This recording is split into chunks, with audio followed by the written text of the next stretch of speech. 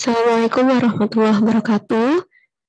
Kali ini saya akan memberikan penjelasan terkait dengan satu contoh soal untuk proses distilasi multikomponen. Jadi, di pertemuan yang terakhir saya sudah pernah menyampaikan teori tentang distilasi multikomponen, dan hari ini saya akan memberikan satu contoh soal disertai dengan penjelasannya. Oke, langsung aja kita mulai. Di sini ada soal, ya. Jadi kita punya suatu campuran yang mengandung propana, N-butana, N-pentana, dan N-heksan dengan laju total umpannya 100 kmol per jam. Ini akan dipisahkan menggunakan kolom distilasi. Kemudian dari proses pemisahan tersebut diinginkan untuk bisa recovery butana di distilat itu sebesar 99%, dan recovery pentana di bottom product itu 99,5%. Kemudian tekanan diasumsikan itu konstan pada 1 atm dan diketahui rasio refluksnya adalah 3. Yang diminta untuk dihitung adalah komposisi pada distilat dan bottom setelah dilakukan proses pemisahan tersebut. Nah, jadi dari soal ini yang perlu kita ketahui terlebih dahulu adalah di sini ada laju umpan 1000 kmol per jam, ya. Ini berarti adalah F-nya, kan? Nah, kemudian di sini ada tabel informasi untuk titik didih dan juga fraksi dari masing-masing komponen. Tadi kita ketahui komponennya ada 4, ya. Di sini propana kita namai dengan komponen 1, terus butan komponen 2, pentan komponen 3, dan heksan komponen 4. Kemudian di sini diketahui masing-masing titik didihnya, dan juga ini adalah fraksi mol dari masing-masing senyawa pada bagian umpannya, gitu, ya. Nah, jadi di sini kita bisa lihat kalau dari titik didihnya, ini susunannya dari komponen 1 sampai 4 itu sudah sesuai urutannya dari titik didih yang paling rendah sampai titik didih yang paling tinggi, ya. Kemudian kalau misalnya dari soal tadi kita lihat ke dalam gambar, ya. Jadi di sini ada suatu kolom destilasi, kemudian ada umpan masuk sebesar 1000 kmol per jam, dan di sini ada fraksi mol dari masing-masing komponennya, ya kan? Kemudian ingin dipisahkan. Nah, tadi kan diketahui recovery butana di distilat itu adalah 99%. Butana itu tadi adalah komponen 2, ya kan? Nah, berarti di sini dituliskan distilat dikali fraksi pada distilatnya, ya. Jadi fraksi butana di distilat itu kan, itu akan sama dengan persentase recovery dikalikan dengan jumlah umpan dikali fraksinya, gitu. Ya, maka di sini ada 0,99, ini adalah recovery butan di distilat. Ya, begitupun untuk yang bottom product itu ada recovery pentana 99,5. Tadi pentana itu adalah komponen 3, ya, berarti nanti ini jumlah bottom product dikalikan dengan fraksi pentana di bottom product itu akan sama dengan ini harusnya 0,995 di sini, ya. Nah, karena kan tadi diketahui recovery-nya adalah 99,5%. Seperti itu. Oke.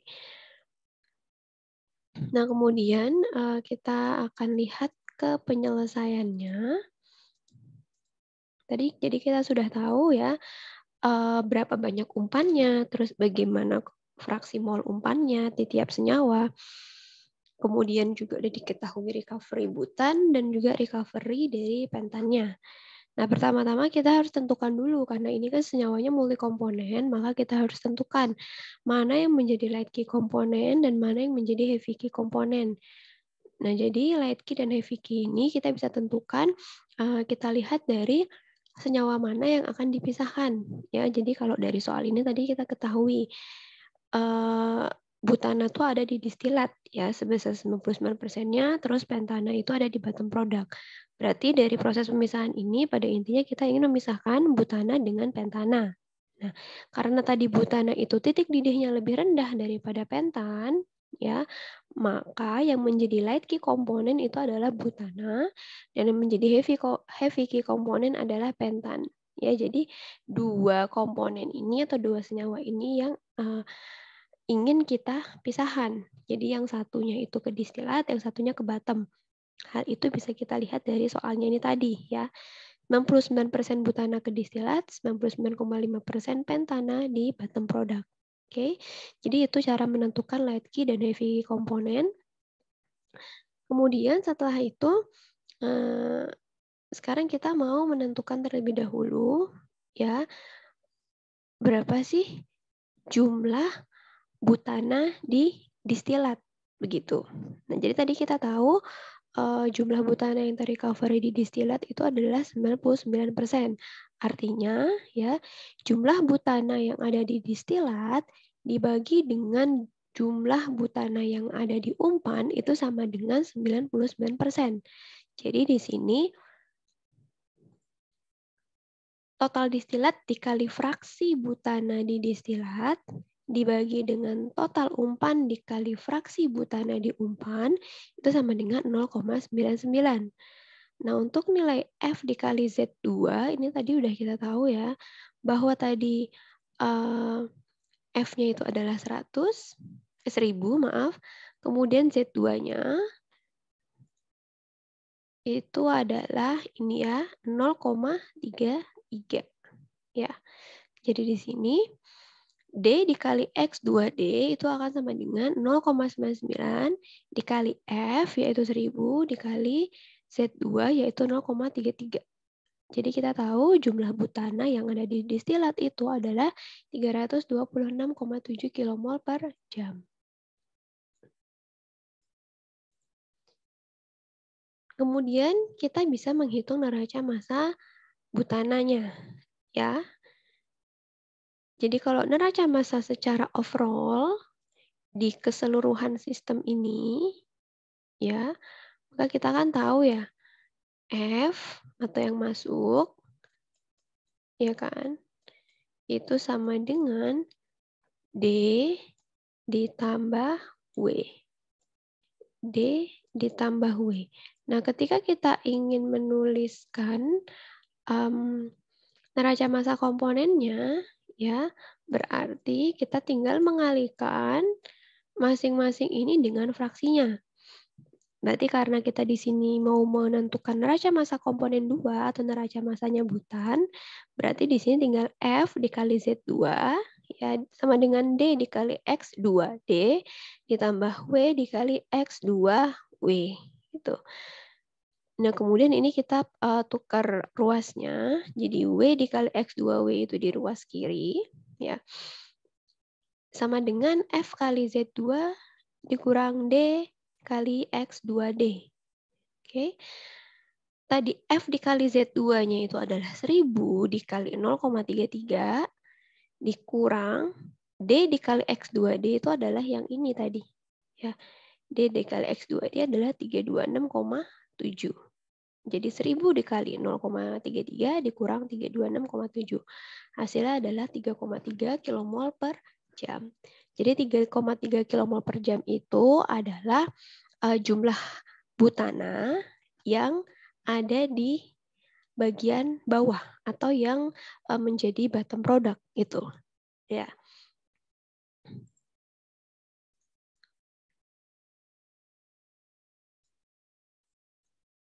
Yang berikutnya, sekarang kita mau menghitung jumlah pentan, ya baik itu di distilat maupun di bottom.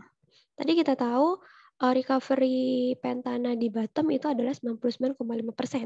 Artinya sebelum kita menghitung pun kita pasti sudah tahu kalau pentana ini akan lebih banyak berada di bottom dibandingkan yang ada di distilat. Karena kan sebagian besar dia akan turun ke bawah sebagai produk bawah. Dan kita ingat juga bahwa pentana ini kan dia sebagai heavy key kan. Makanya pentana ini nanti sebagian besar akan berada sebagai bottom product. Ya. Pertama kita mau hitung dulu berapa sih jumlah pentan yang ada di bottom product. Ini prinsipnya sama, ya. Jadi jumlah pentan yang ada di bottom product dibagi dengan jumlah pentan yang ada di umpan itu akan sama dengan persentase recovery-nya. Dalam hal ini persentase recovery-nya adalah 0,995. Nah, kemudian kita bisa tentukan W dikali X3W itu berarti sama dengan 0,995 dikali F yaitu 1000 dikali Z3 yaitu 0,45. Didapat 447,75 kmol per jam. Ini adalah jumlah pentana yang terdapat di bottom product. Kemudian kita lanjutkan dengan menghitung neraca massa komponen 3 atau neraca massa si pentananya. Ya, pada prinsipnya sama. Tadi neraca massa overall kita tahu F sama dengan D ditambah W.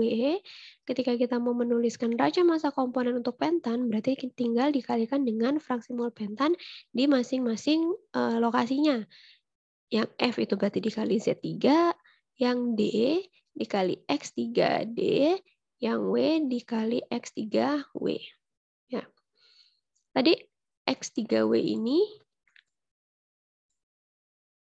ya, ini udah diketahui nilainya 447,75. Berarti yang mau kita tentukan di sini adalah yang ini, D dikali X3D. Berarti D dikali X3D itu akan sama dengan F kali Z3 dikurangi W dikali X3W.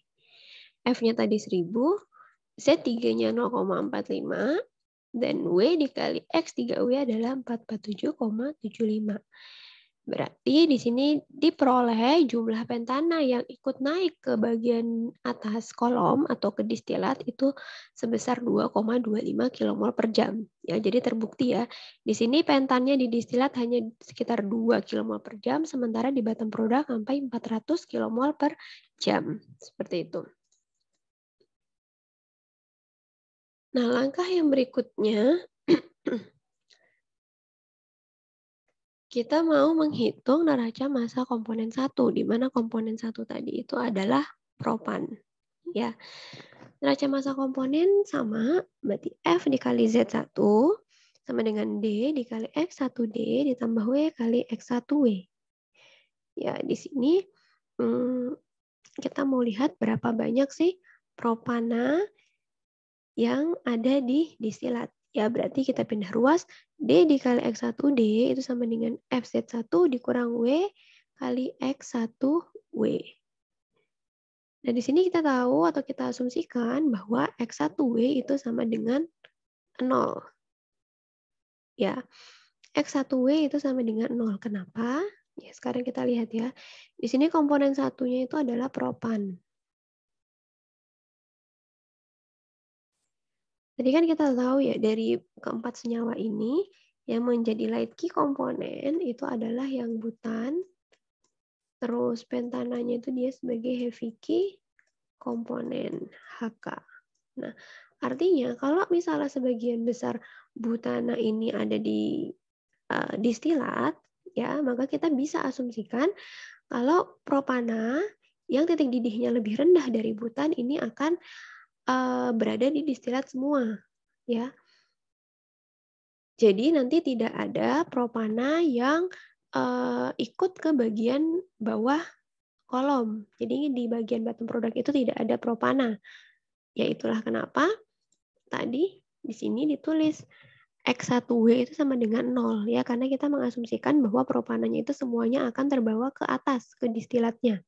Nah, begitupun dengan N-heksan. N-heksan ini kan titik didihnya lebih tinggi daripada pentana sebagai heavy key komponen gitu kan. Nah, di sini kita mau asumsikan bahwa nanti untuk heksananya ini semua akan ada di bottom product. Jadi tidak ada heksana yang terbawa ke bagian atas kolom.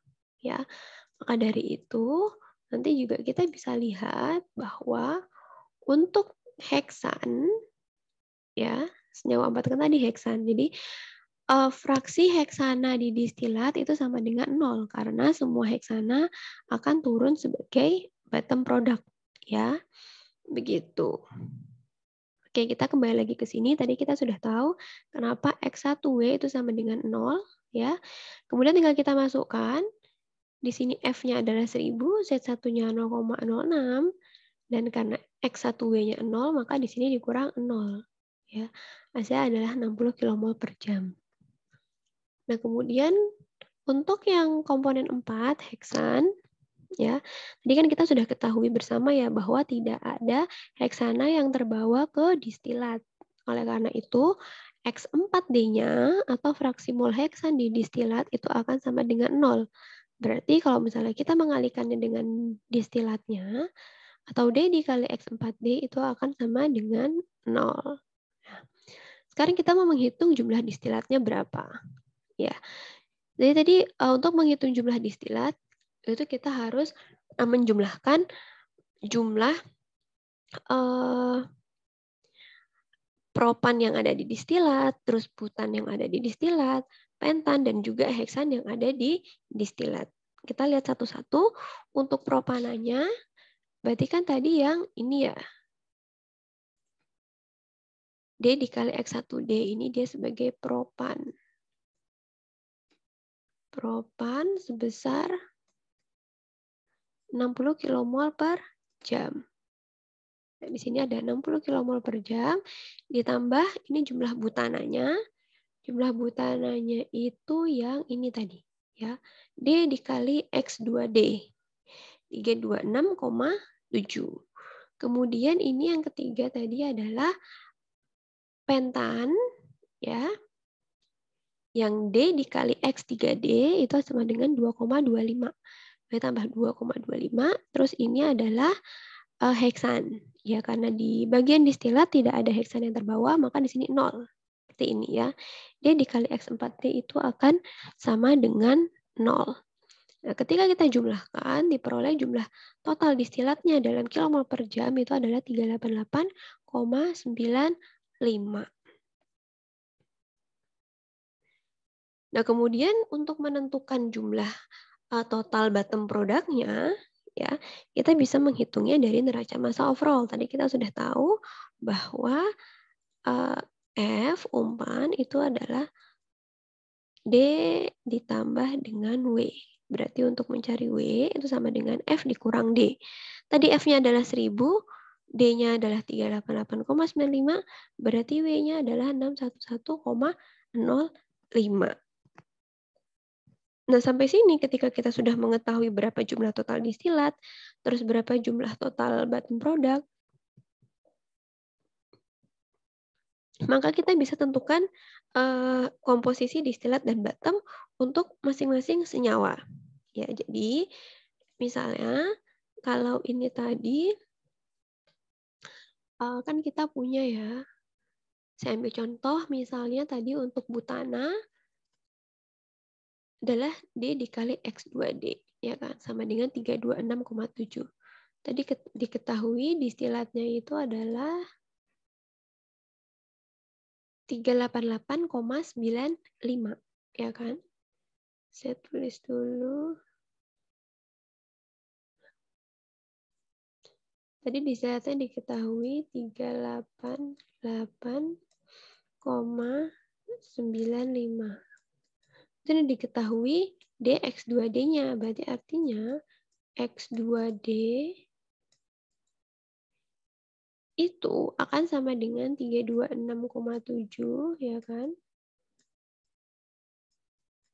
Dibagi dengan d-nya ini 388,95. Nah, ya. Jadi dari sini tadi kita dapatkan untuk komponen 2 ya, butan itu adalah 0,84 ya. Jadi nanti caranya sama untuk menghitung komposisi senyawa yang lain juga sama, nanti tinggal dibagi dengan jumlah distilatnya untuk yang distilat. Untuk yang bottom juga sama, tadi kan kita sudah ketahui masing-masing ya, misalnya seperti ini, W dikali X3W adalah 447,75. Berarti nanti untuk menentukan X3W-nya tinggal 447,75 dibagi dengan W-nya berapa tadi? 611,05. Ya, jadi nanti masing-masing kita akan dapatkan komposisi di distilat dan juga di bottom. Nah, jadi mungkin itu saja contoh soal yang bisa saya berikan sebagai gambaran untuk proses pemisahan multikomponen di dalam kolom distilasi. Mudah-mudahan cukup bisa dipahami. Sekian dari saya. Assalamualaikum warahmatullahi wabarakatuh.